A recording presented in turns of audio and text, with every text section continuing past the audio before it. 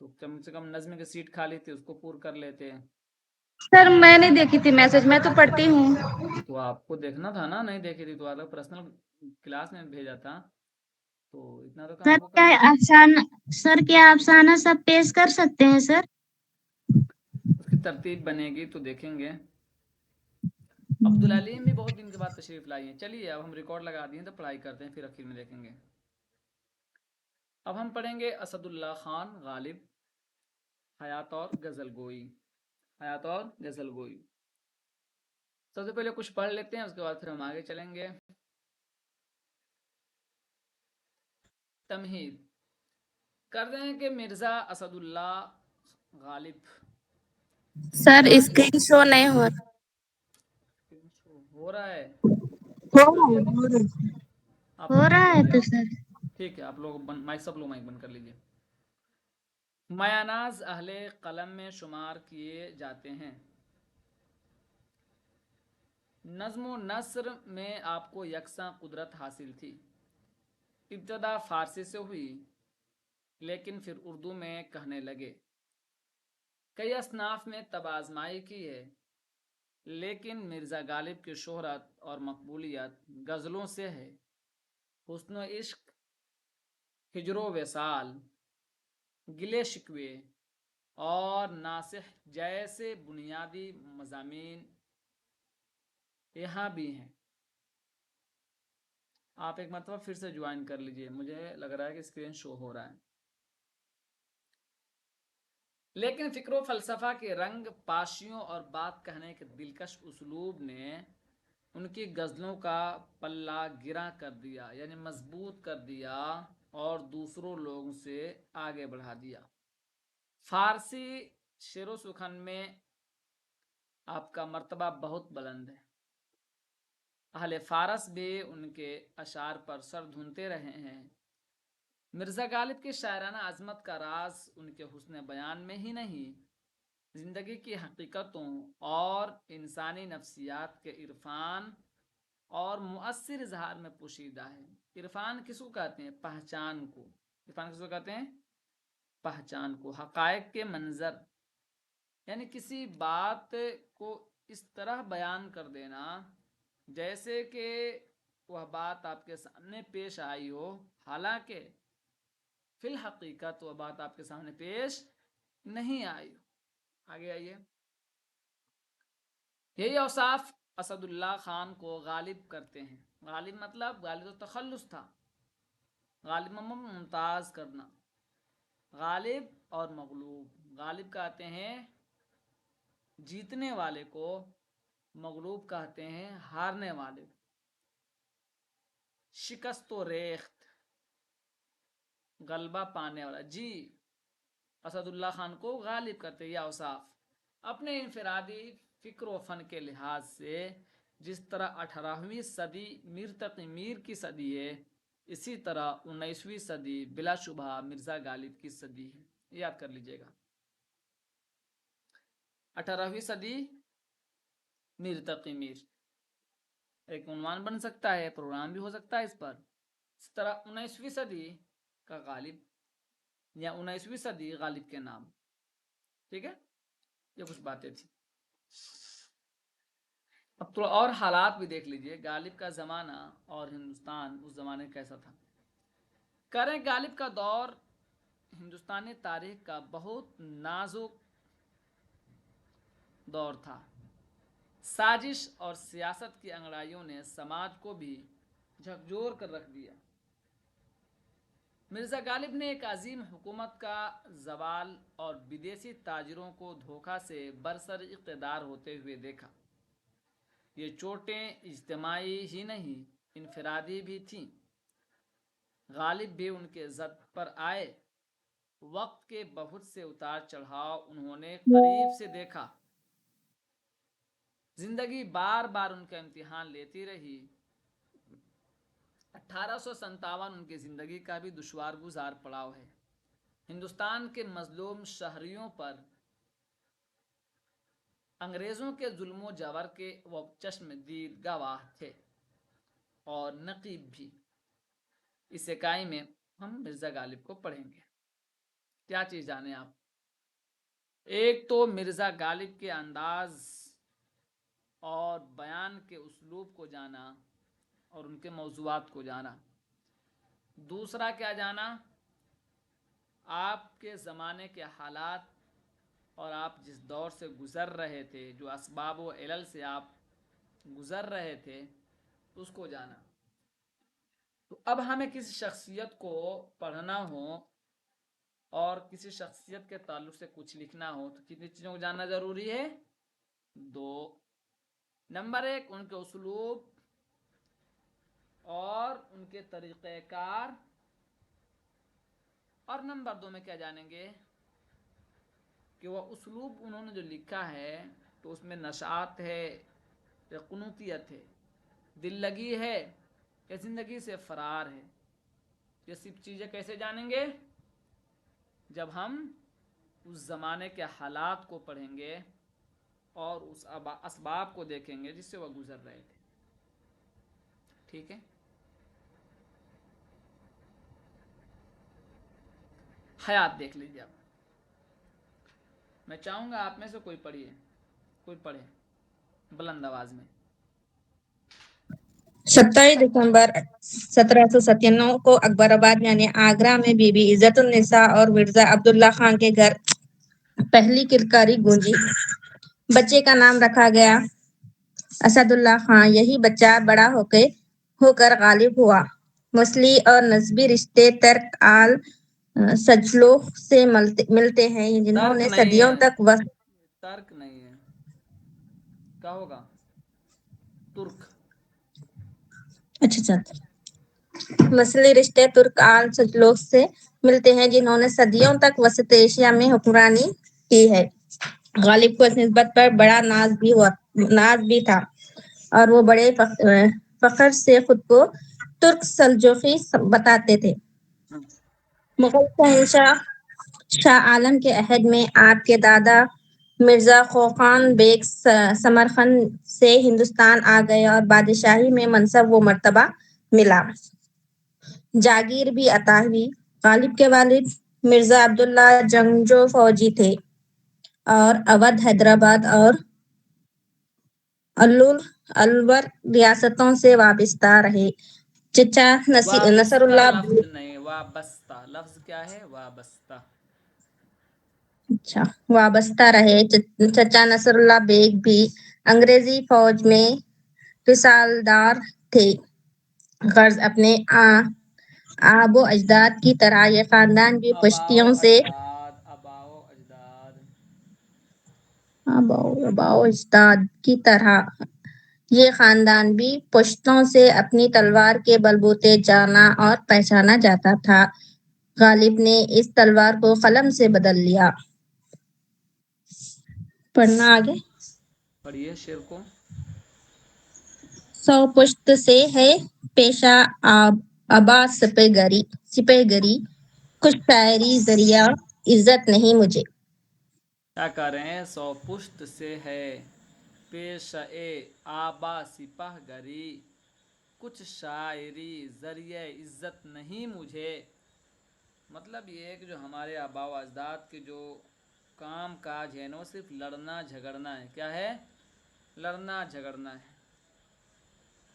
और कह रहे हैं कि मैंने जो काम किया है वह शायरी है, कलम है, लिखने पढ़ने का है। समझ गए? गालिब अपने ख़ानदान के पहले शख्स थे जिन्होंने कलमों किरतास को, कलम और कापी को संभाला था।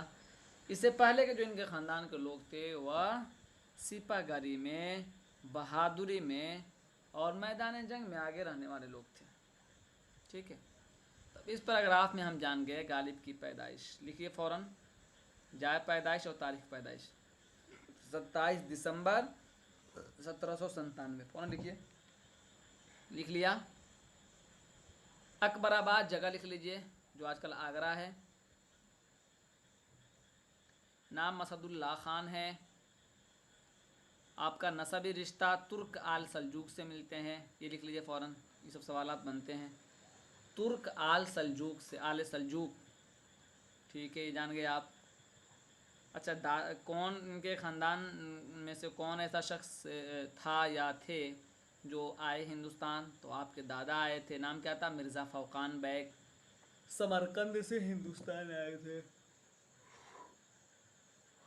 سمرقند سے ہندوستان آئے تھے مرزا فوقان بیگ. اتنا ہو گیا. آگے چلتے ہیں. مرزا غالب پیار سے مرزا نوشا کہے جاتے تھے. بھئی 5 برس کے ہی تھے. والد ایک جنگ میں کام آئے. کام مطلب شہید ہو گئے. یہ دیکھیے یہ لکھنے کا ایک طریقہ ہے. لکھنے کا ایک طریقہ ہے. کام آئے مطلب شہید ہو جانا. چھوٹی سی عمر میں یہ ایک بڑا صدمہ تھا. باپ کے بعد غالب کی پرورش کی ذمہ داری چچا نصر اللہ بیگ نے سنبھالی. لیکن یہ سلسلہ بھی زیادہ نہ چلا اور ایک حادثے میں ان کی بھی موت ہو گئی. تقریباً 9 برس کی عمر میں غالب کے لیے دوسرا بڑا جھٹکا تھا. پرورش کے لیے انہیں ننیہال لایا گیا. پرورش کے لیے انہیں ننیہال لایا گیا. کوئی ایسا سسٹم نہیں ہے جو میں جب پڑھاتا ہوں تو میسج واٹس ایپ پہ آتا ہے نا تو اسکرین پر شو بھی کرتا ہے. یہ اس کو میوٹ ہو جانا چاہیے, نہیں آنا چاہیے. میں کسی سے بات کرتا ہوں. واٹس ایپ میں نوٹیفیکیشن آف کر دیجیے, ہو جائے گا. یہ میں لیپ ٹاپ میں بھی واٹس ایپ کھولا ہوا ہوں تو پتہ نہیں کہاں سے ہوتا ہے. ہو جاتا تو بڑا اچھا رہتا, اس لیے کہ آتا ہے نا تو پھر پڑھانے ڈسٹرب ہوتا ہے دماغ. کہاں سے وہ کلوز کر دوں گا دقت ہو جائے. چلو میں کسی سے دکھاتا ہوں آج اس کو. دنیا بھر کو میسج آتا ہے ادھر ادھر سے تو ہوتے ہیں دقت. چلیے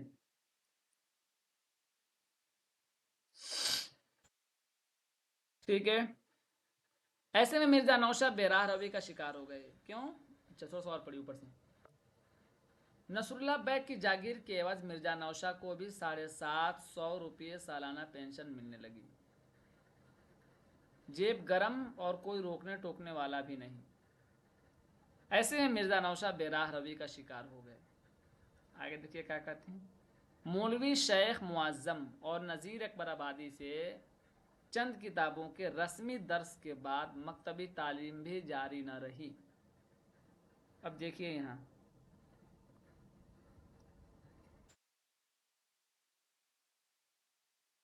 شیخ معظم کا ذکر تو ہم سنتے تھے, لیکن اس کتاب میں اور یہاں کیا لکھا ہوا ہے, نذیر اکبر آبادی کا بھی ذکر ہے. پتہ کیا چلا کہ نذیر اکبر آبادی بھی غالب کے استاذ میں شمار ہوتے ہیں. بس کھانا پینا اور کھیل تماشے چند برس یوں ہی گزرے.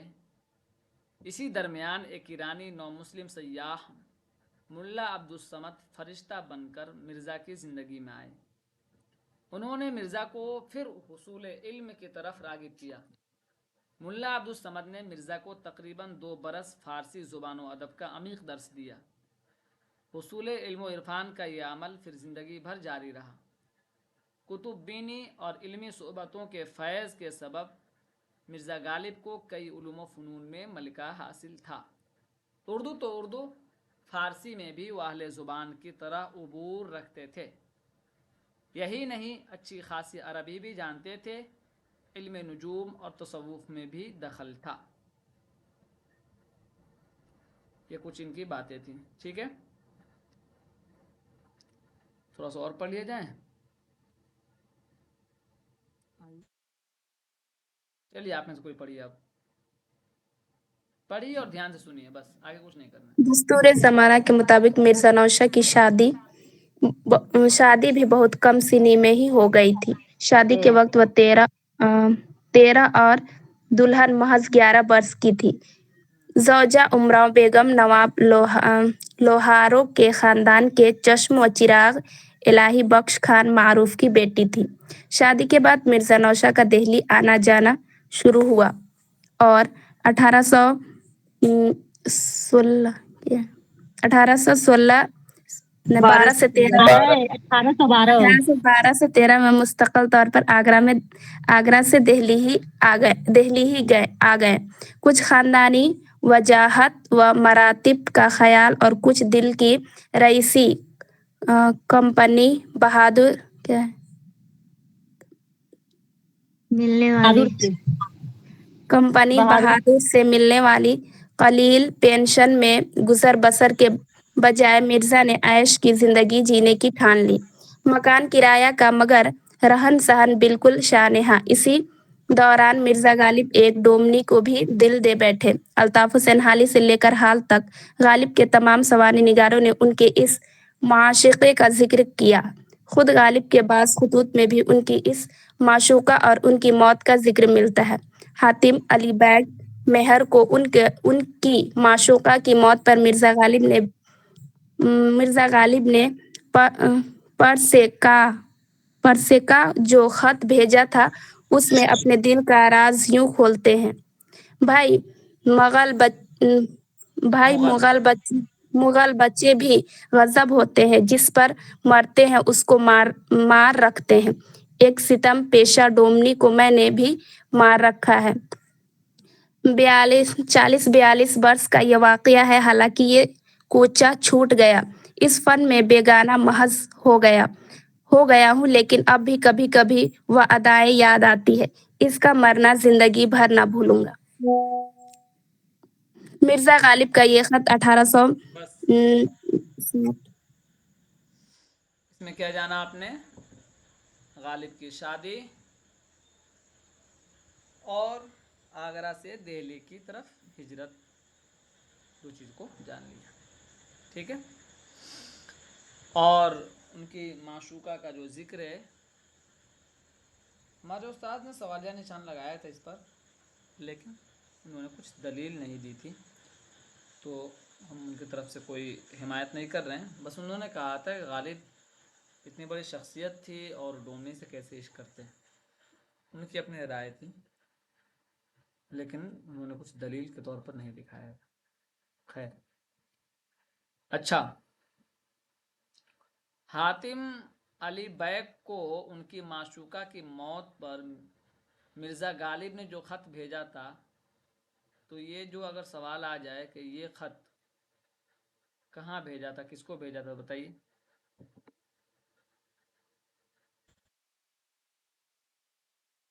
बताइए।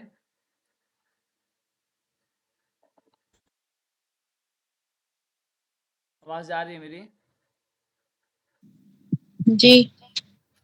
बताइए ना क्या उससे चाहते हैं। हाँ बताइए। हातिम अली बैग को मिर्जा गालिब ने करते हैं।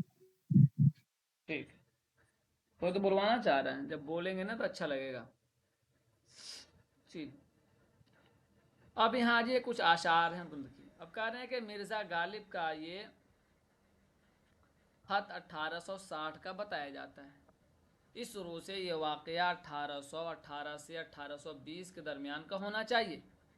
ये गालिब के ऐन शबाब का ज़माना था। मुज़फ़्फ़र हुसैन के नाम एक और मकतूब में भी गालिब अपने महबूब की मौत का जिक्र करते हैं। गालिब ने अपनी माशूका की मौत पर एक मरसिया भी कहा था, लेकिन खुतूत की तरह मरसिया में भी उस माशूक की शख्सियत ज़ाहिर नहीं की। नाम का भी पर्दा है, लेकिन अशार में घुला हुआ दर्द गालिब के बेपनाह लगाव का आयनादार है। इश्क ने पकड़ा था गालिब अभी वहशत का रंग, रह गया दिल में जो कुछ था ज़ौक़ खारी हाय हाय। हाथ उस तैग आज़मा का काम से जाता रहा, दिल पे एक लगने न पाया ज़ख्म कारी हाय हाय। इस शेर को अपने जहन में रखिए, कभी भी काम आएगा आपको। ठीक है। इस तरह की शराब का शौक़ तो पहले से ही था, लेकिन इश्क ने इसमें और भी रफ्तार भर दी और फाका मस्ती के रंग लाने की उम्मीद में वह नशा में डूबते चले गए। अपनी जेब खाली हो तो उधार की ही सही, यानी शराब पीते थे हर हाल में, चाहे उधार लेना ही क्यों ना पड़े। क्या कहते हैं, कर्ज की पीते थे मैं, लेकिन समझते थे कि हाँ रंग लाएगी हमारी फाका मस्ती एक दिन। सबके बावजूद इसमें एक चीज़ मैं देखता हूँ कि कितना पुख्ता इंसान था गालिब, कितना मजबूत और जो है कि पहाड़ जैसा मजबूत इरादा रखने वाला इंसान था। پینے کو تو پینے کے اندر ارادے کی مضبوطی کو دیکھیے. جب پیتا ہوں تو پیتا ہوں، چاہے اس کے لیے مانگنا ہی کیوں نہیں پڑے، قرض ہی کیوں نہیں لینا پڑے. اگر آج ہم اس طرح مضبوط ارادہ بنا لیں تو ہمارا سارا کام آسان ہو جائے گا. کرنا ہے تو کرنا ہے، ہر حال میں کرنا ہے، اس کے لیے کچھ نہیں دیکھنا ہے نا. چاہے قرض ہی صحیح، پینا ہے تو پینا ہے، فرض نبھانا ہے پینے والا. کیا کہا؟ قرض کی پیتے تھے میں شراب، لیکن سمجھتے تھے کہ ہاں رنگ لائے گی ہماری فاقہ مستی ایک دن. یعنی جو قرض کا زمانہ چل رہا ہے یہ ایک دن رنگ لائے گا. نتیجتاً تنگ دست اور مقروض ہونے لگتے تھے. آمدنی بڑھانے کے لیے مرزا غالب نے لاکھ کوششیں بھی کی. پینشن بڑھوانے کے لیے کمپنی بہادر سے فریاد کرنے فروری 1828 میں کلکتہ تک گئے. اچھا ایک سوال یاد رکھ لیجیے یہاں. مرزا غالب تو یہ آپ کو معلوم ہوگا کہ کس لیے گئے تھے کلکتہ، تو پینشن کے لیے گئے تھے. کمپنی کا نام اپنے کسی گائیڈ میں بھی نہیں دیکھا ہوتا. اس کمپنی کو ذہن رکھ لیجیے. کس کمپنی سے پینشن بڑھوانے گئے تھے؟ کمپنی بہادر. اس کو نوٹ کر لیجیے، کمپنی بہادر، کمپنی بہادر. ریزیڈنٹ اور مہارانی کے یہاں بھی اپیل کی لیکن پینشن نہ بڑھنی تھی اور نہ بڑھی. یوں تو مرزا غالب بہت خلیق اور منکسر مزاج تھے، لیکن آداب مجلس کا حد درجہ خیال رکھتے. جہاں خاطر خواہ عزت نہ ملے وہاں کسی بھی قیمت پر جانا ہرگز پسند نہ کرتے. یہ میں آپ کو بھی بتا دیتا ہوں. اگر جہاں آپ کو لگ رہا ہے کہ نہیں آپ کی عزت بلا وجہ کی جا رہی ہے اور لوگ آپ کو استعمال کر رہے ہیں تو وہاں سے ہٹ جائیے. آپ وہاں سے مائک بند کیجیے.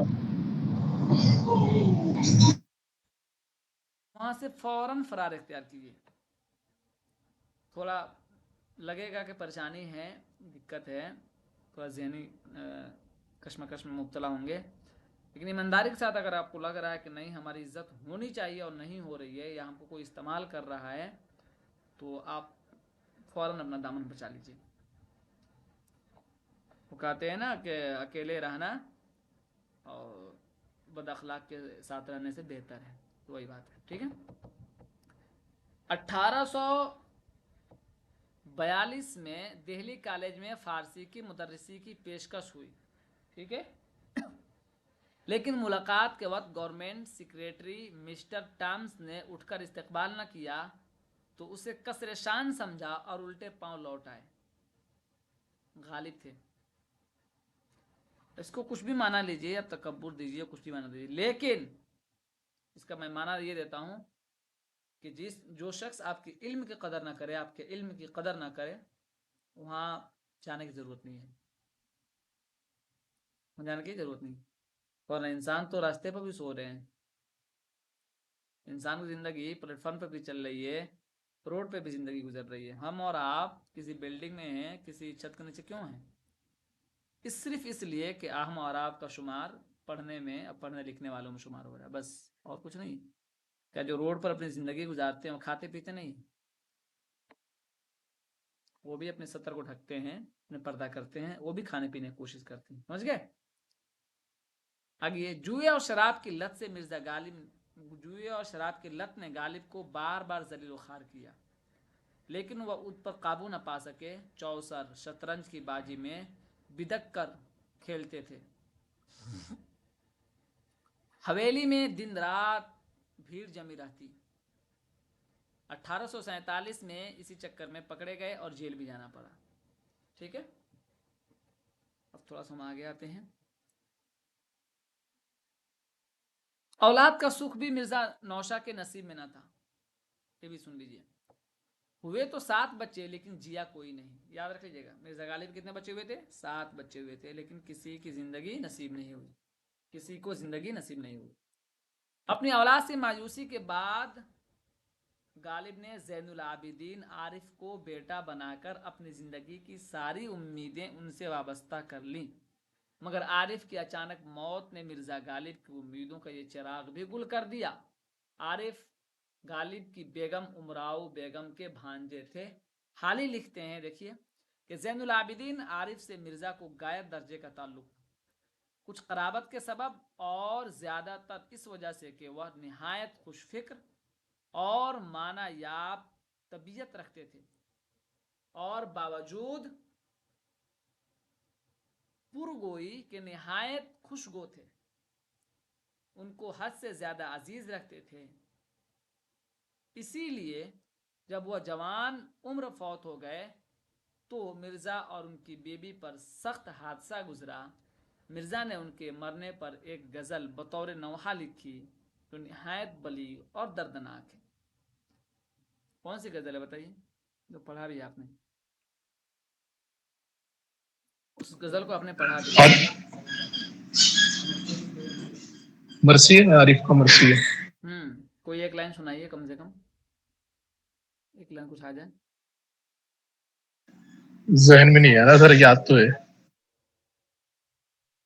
شعر ہے نا، یوں جاتے ہوئے کہتے ہو قیامت کو ملیں گے، اس میں ہے یہ کیا خوب قیامت ہے گویا کوئی دن اور۔ چلیے یہ اب کچھ اور چیزیں اس میں آپ کو پڑھنا ہے، بلکہ آپ میں سے کوئی جلدی سے پڑھ لیجئے اس کو، اس پیراگراف کو بھی پڑھ لیجئے۔ کون پڑھے گا؟ پڑھیے آپ میں سے کوئی، جلدی پڑھیے۔ مرزا غالب کی عزم و شخصیت کی تعمیر و تشکیل میں دہلی کا حصہ آگرہ سے کہیں زیادہ ہے، بلکہ سچ تو یہ ہے کہ مرزا نوسہ کو غالب کو بنایا ہی دہلی نے۔ شعر تو بچپن ہی سے کہتے تھے، لیکن دہلی کی علمی و ادبی صحبتوں اور ادب نواز فضا نے اسے نئی رفتار اور جلا بخش دی۔ فکر و احساس کی تمام صورتیں، جذبوں کے تمام رنگ، تخلیقی جلا و نہیں ہے، جلا ہے، جلا، جیم پر زیر۔ جی سر، کہاں پڑھ رہے تھے؟ جلا بخش دی۔ فکر و احساس کی تمام صورتیں، جذبوں کے تمام رنگ، تخلیقی فنکاری کے ساتھ شعری ڈھانچوں میں ڈھلنے لگے۔ مرزا نے پہلے اسد اور پھر غالب تخلص اختیار کیا، اور دیکھتے ہی دیکھتے غالب ادبی منظر نامے پر غالب آ گئے۔ شعر و سخن کے چرچے ہوئے تو دربار شاہی میں رسائی بھی نصیب ہوئی۔ قلعہ میں بادشاہ وقت کے حضور شعر پڑھنے کے موقع ملنے لگے۔ 1849 میں بہادر شاہ ظفر نے خوش ہو کر خطاب شاہی نظم الدولہ دبیر الملک نظام جنگ خطابات سے سرفراز کیا۔ بادشاہ نے تیموری خاندان کی تاریخ نویسی کی ذمہ داری پر مامور کیا۔ 50 روپے ماہوار شاہی وظیفہ بھی ملنے لگا۔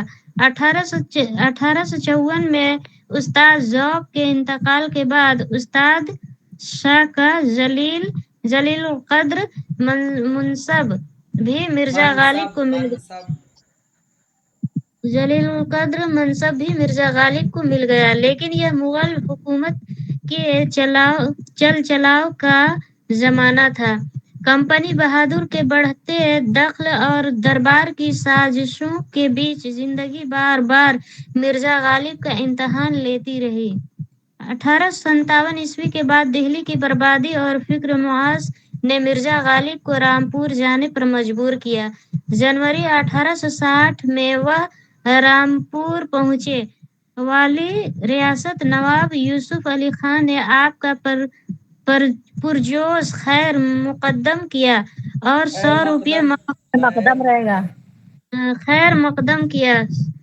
100 روپے ماہوار وظیفہ پر دربار سے وابستہ کر لیا، مگر یہاں بھی جی نہ لگا اور آخرکار دہلی لوٹ آئے۔ کافی تک و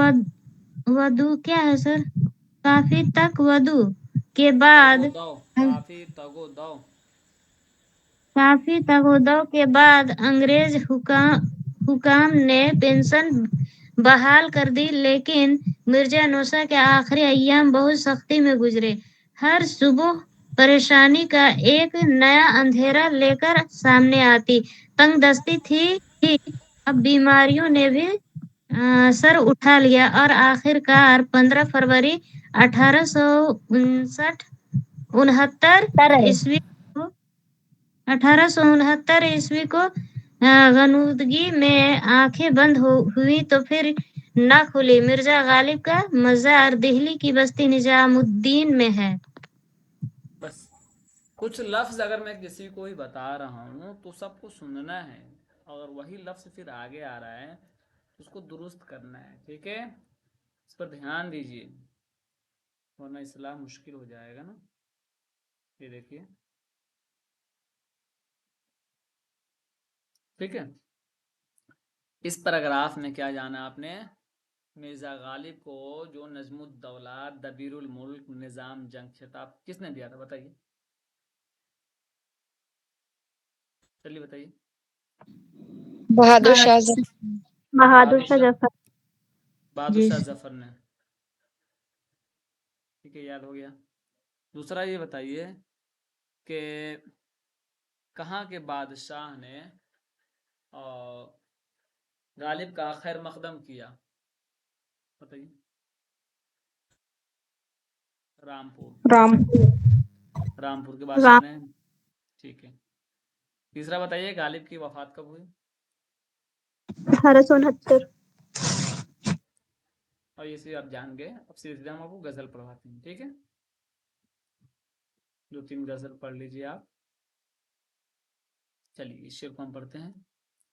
गालिब के अंदाज़े बयान को समझने के लिए ये अशार मुलाहजा हूँ कि इस्तेदलाल का ये अंदाज किस तरह के जज्बात व एहसासात की मानवियत में इजाफा कर। जब हम बुक पढ़ते हैं ना तो सिर्फ 1869 नहीं याद कीजिए, तारीख भी देखिए, तारीख के साथ बताइए ताकि आपको याद हो जाए।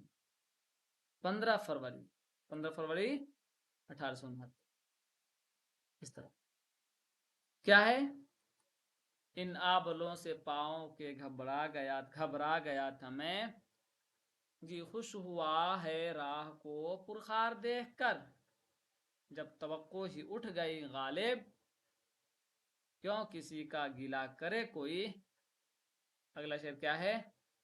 रग संग से टपकता वो लहू के फिर न थमता, जिसे गम समझ रहे हो ये अगर शरार होता, ठीक है?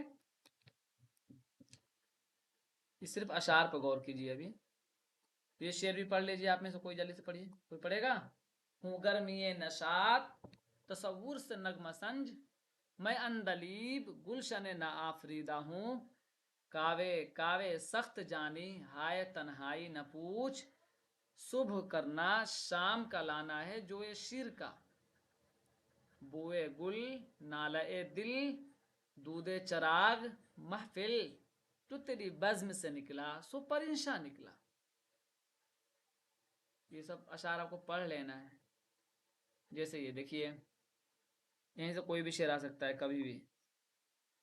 अगर अपना कहा तुम आप ही समझे तो क्या समझे, मजा कहने का जब है एक कहे और दूसरा समझे, कलामे मीर समझे और जुबान मिर्जा, ये लिखने के तरीका है वरना मिर्जा होता, कलामे मिर्जा समझे मगर उनका कहा ये आप समझे या खुदा समझे।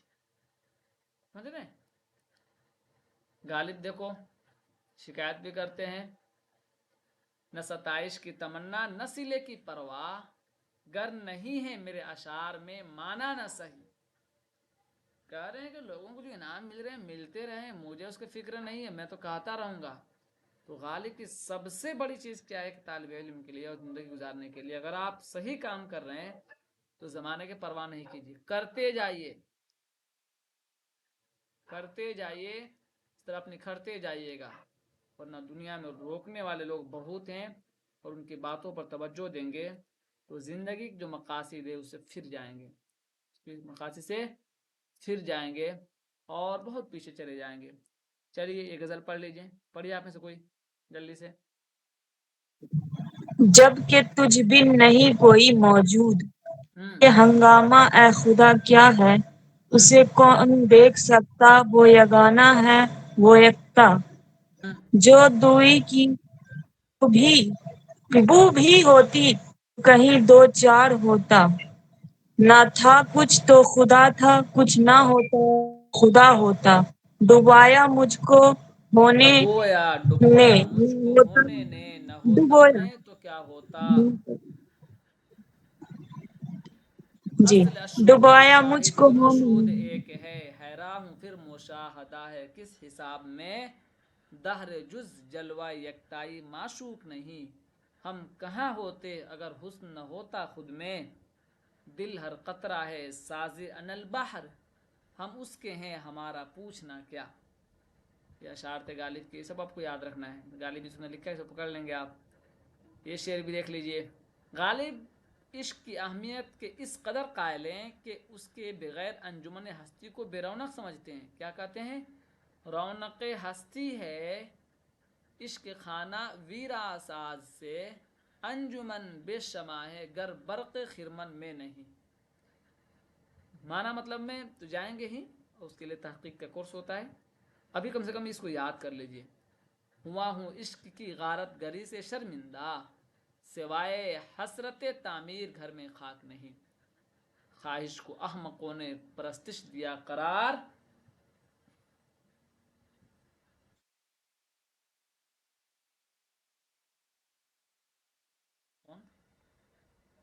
ہیلو ابھی میں پڑھا رہا ہوں، بات کرتا ہوں، کیا پوچھتا ہوں اس بت بیداد گر کو میں۔ ٹھیک ہے، یہ شعر یاد کر لینا ہے۔ اس طرح آگے آ جائیے، سب اشعار یاد کر لینا آپ کو، یہ سب اشعار، یہ منتخب غزلیں۔ ایک غزل پڑھ لیجئے پھر میں چھوٹ دی کروں، فون آ رہا ہے، ٹائم بھی ہو رہا ہے۔ ایک غزل پڑھ لیجئے، ایک غزل پڑھ لیجئے، چلیے پڑھیے آپ میں سے کوئی ایک آدمی جلدی سے۔ نقش پر یادی ہے کس کی چوکی تحریر کا، کاغذی ہے پیرہن ہر پے کرے تصویر کا، کاوے کاوے سخت جانی ہائے تنہائی نہ پوچھ، صبح کرنا شام کا لانا ہے جوئے شیر کا، جذبہ بے اختیار شوق دیکھا چاہیے، سینہ شمشیر سے باہر ہے دم شمشیر کا، آگہی دام شنیدن جس قدر چاہے بچھائے، مدعا انقا ہے اپنے عالم تقریر کا، بس کہ ہوں غالب اسیری میں بھی آتش زیر پا، سر یہ غلط ہے، ہاں سیری ہونا چاہیے۔ بس کہ ہوں غالب اسیری میں بھی آتش زیر پا، موئے آتش دیدہ ہے حلقہ میری زنجیر کا۔ ٹھیک ہے، پھر اس کے تشریح دیے ہوئے ہیں تو اس کو تشریح پڑھ لیجئے۔ ٹھیک ہے، آج کے لیے اتنا کافی ہے، ملتے ہیں پھر، تھوڑا مطالعہ کیجئے۔